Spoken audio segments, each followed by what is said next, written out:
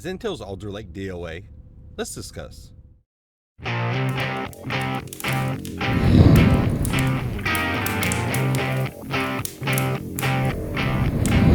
Okay, so Intel's 12th gen released on November 4th, and the reviews are actually still coming in. Well, at least for the i9 12900K, the i7 12700K, and the i5 12600K. Now I won't go into a full breakdown mode, except to highlight Intel's Alder Lake's biggest claim to fame, and that is its big little design.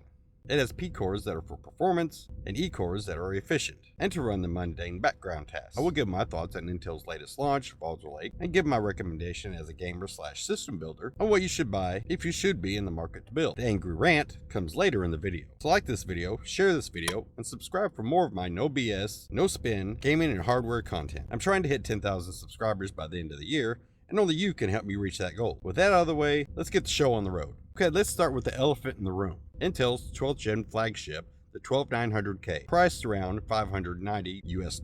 We'll discuss pricing more in a bit. It has 16 cores, 8 performance, 8 efficiency, with the P cores being hyper-threaded, giving you 24 threads. This CPU is a nuclear reactor burning up to 241 watts of power, sometimes more. Granted, it's only in a heavy production load environments and not gaming, but in those dual-use systems, like a PC used for work purposes and gaming later, you will need to invest in at least a 360mm water cooling setup to keep the nuclear reactor from going Chernobyl. But even then, in certain circumstances, according to the reviews, even that kind of water cooling setup only keeps it at just over 90 degrees Celsius. Now just for gaming, this CPU is overkill and definitely not needed. The more compelling option for a gamer is the 12700K and the 12600K.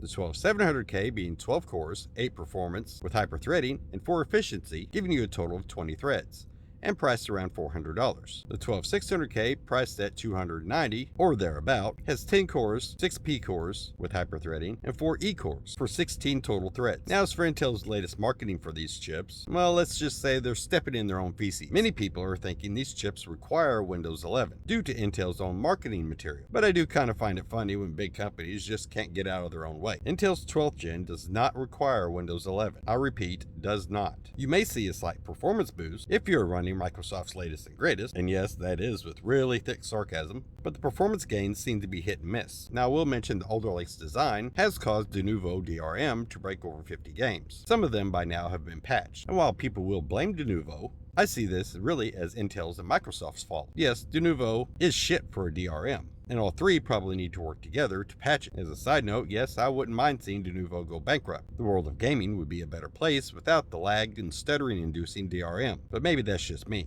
The real problem is Intel and Microsoft and how they handle the switch off between E cores and P cores. It causes de novo to think more than one machine is running the game, but I'll get to that more in my angry rant. The biggest issue is cost of entry into Intel's 12th gen Alder Lake. These CPUs have taken the gaming performance crown back from AMD and its respective counterparts. But not only do you have to consider the cost of the CPU, which I believe Intel has them overpriced by about $50, just in my opinion, but the new Z690 motherboards, which you will need, are also on the expensive side. And yes, there is another issue, and that is the new DDR5 that Intel's 12th gen supports. It is 50% to 3 times higher than DDR4, depending on what you buy. Now I've actually spoken to a few retailers, or at least some friends of mine that work for them, and it seems that stock of the i9 12900K nuclear furnace was good, but they haven't received more in terms of the budget-friendly options, and I use that term very loosely, like the 12700K and 600K. Now obviously Intel is trying to push the flagship because the margins are higher, or maybe not, but the low options are going out of stock quickly. That's Intel's failing to read the room. But anyway, what's a gamer to do?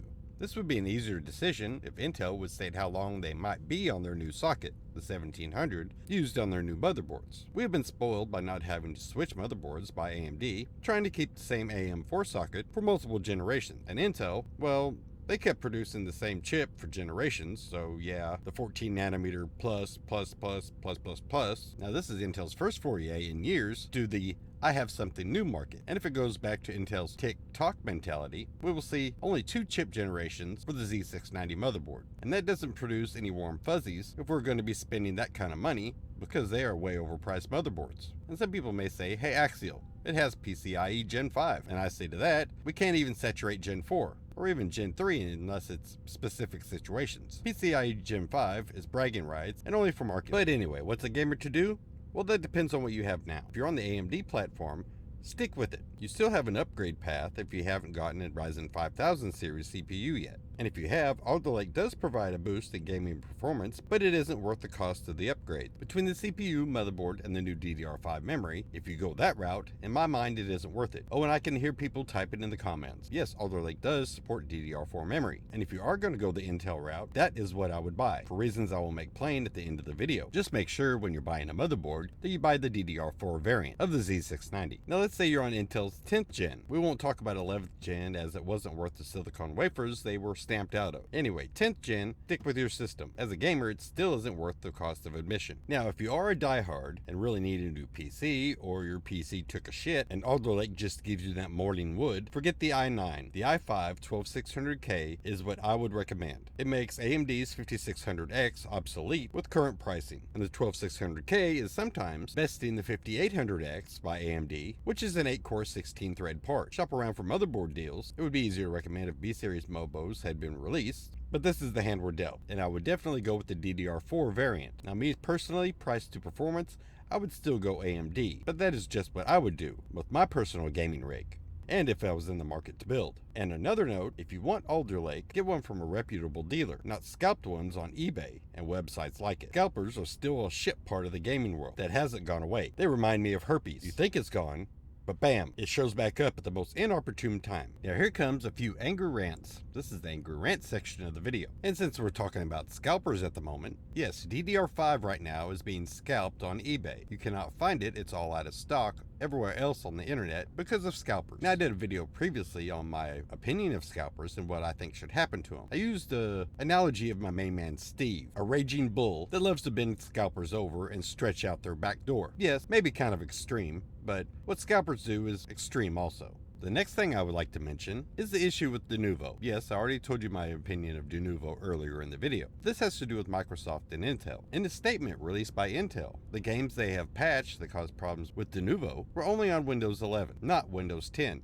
Windows 10 will be fixed next year. And to that I say, fuck you Intel, fuck you Microsoft, fix your shit. Very few people use Windows 11. Most people, according to Steam's survey chart, all use Windows 10 or lower. Fix your shit. You're the one that broke it. And the workaround Intel provided is to go into legacy mode, which some motherboards don't have it in their BIOS. And if they do, that shuts off your E-cores, so you just got rid of the main reason of buying Intel in the first place. How dumb can you get? But there you have it, that's my opinion. Tell me your opinion or any questions you have in the comments below. I read all of them. And don't forget to like and subscribe for future Axial GT content. I really do appreciate you watching. Until next time, my friends, I am out of here. You all have a good one.